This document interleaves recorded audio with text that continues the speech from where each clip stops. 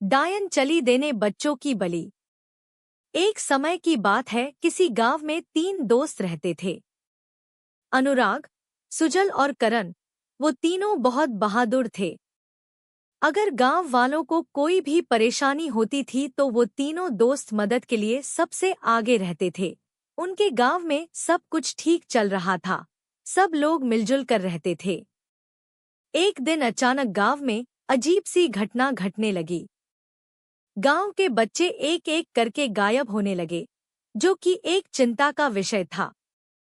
इसलिए सभी गांव वाले गांव के चौपाल पर इकट्ठा हुए और इस समस्या के समाधान के लिए बात करने लगे। काफी देर तक बात करने के बाद कारण ने गांव वालों को एक बात कही, क्यों न हम रात में पहरा दें। इससे बच्चों की सुरक्षा भी हो जाएगी, साथ ही हमें ये भी पता चल जाएगा कि बच्चे आखिर जाते कहाँ हैं। करण की बात सभी गांव वालों को ठीक लगी और इस तरह से कभी अनुराग, कभी सुजल तो कभी करण तीनों गांव में पहरा देने लगे। और इस दौरान बच्चों का गायब होना बंद हो गया। एक दिन सरपंच ने सभी गांव वालों को बुलाया और कहा, जब से हमने अपने गांव में पहरेदारी करना शुरू किया तब से गांव के बच्चे कहीं नहीं जा रहे। लेकिन ऐसा कब तक चलेगा? कब तक हमारे गांव के आदमी रखवाली करते रहेंगे? हम इस समस्या को जड़ से निकाल कर फेंकना होगा। सरपंच की बात सुनकर अनुराग को एक योजना सूझी और उसने कहा कि अब रात में वो सभी पहरा नहीं देंगे। जिस पर करण ने कहा कि रात में सभी छत पर छुपकर देखेंगे कि आखिरकार बच्चे कौन चोरी कर रहा है। उसी रात करण, अनुराग और सुजल अपने अपने घरों की छत पर जाकर रात होने का इंतजार करने लगे। जैसे ही रात हुई, सुजल ने देखा एक बच्चा सुजल के सामने वाले घर से निकलकर जा रहा था। सुजल उसे देखकर बड़ा ही हैरान हुआ। उसने तुरंत मशाल जलाकर अनुराग और करण को इशारा कर दिया। वो दोनों जल्दी से करण के घर की तरफ आ गए, लेकिन सुजल उनसे थोड़ा दूर निकल गया था, क्योंकि वो उस बच्चे का पीछा कर रहा था। सुजल ने बच्चे को ध्यान से देखा तो उसे कुछ अजीब सा लगा। उसने देखा कि बच्चे की आंखें बंद थी और वो कुछ धीरे धीरे बोल रहा था, मैं आ रहा हूँ, मैं आ रहा हूँ, मेरा इंतजार करना। सुजल बच्चे के पीछे चल रहा था और सुजल के पीछे अनुराग और करण। तभी वो बच्चा घने जंगल की तरफ जाने लगा। उस घने काले जंगल में लोग दिन में जाने से डरते थे और वो बच्चा आंखें बंद किए रात में जा रहा था।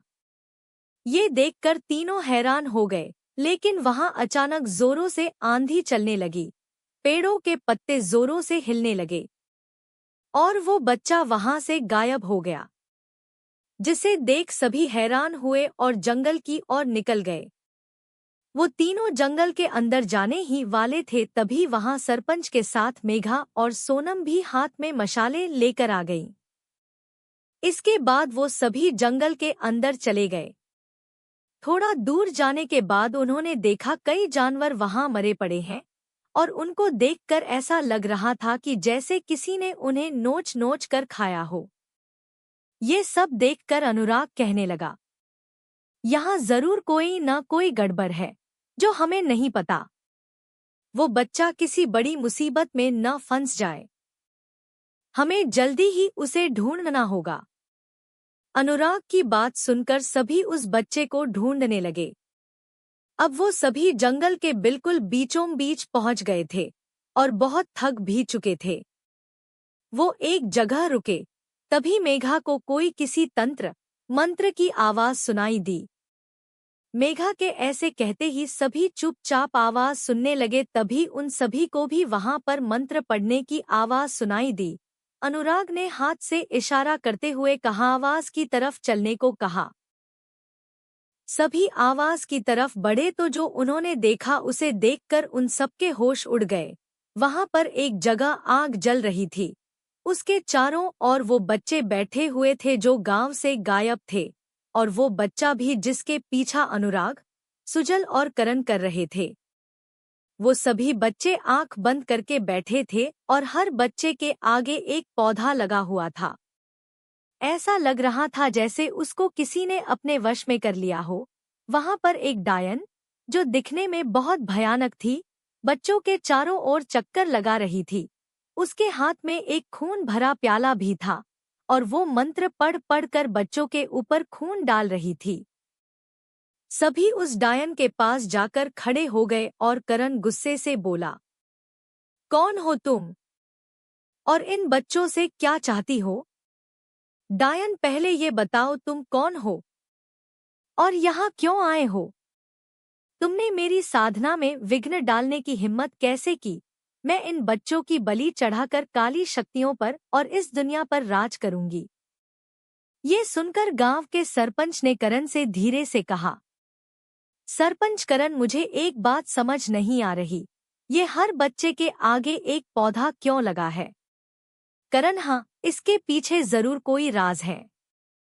सुजल, अनुराग, तुम दोनों इस डायन को बातों में उलझाओ। मैं मेघा और सोनम के साथ उन बच्चों को बचाने जाता हूँ।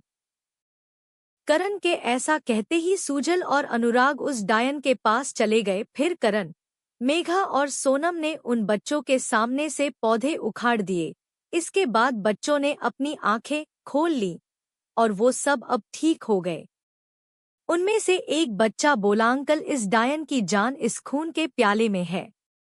इस प्याले को आग में डालने से ये मर जाएगी। करण ने मेघा, सरपंच और सोनम से उन बच्चों को वहां से ले जाने के लिए कहा और अब करण, अनुराग और सुजल अकेले ही उस डायन से लड़ रहे थे। डायन तीनों में से किसी को भी खून के प्याले के पास नहीं जाने दे रही थी। लेकिन फिर भी अनुराग ने जल्दी से खून का प्याला उठा लिया और उस खून भरे प्याले को आग में डाल दिया। जैसे ही वो खून भला प्याला आग में गया, डायन चिल्लाने लगी। अब डायन पूरी तरह से जलकर राख हो चुकी थी। तीनों दोस्त गांव की तरफ लौट गए। गांव के सभी लोग अपने बच्चों को देखकर बहुत खुश हुए और उन्होंने अनुराग, करण और सुजल को धन्यवाद किया। अब वो तीनों गांव के हीरो बन चुके थे।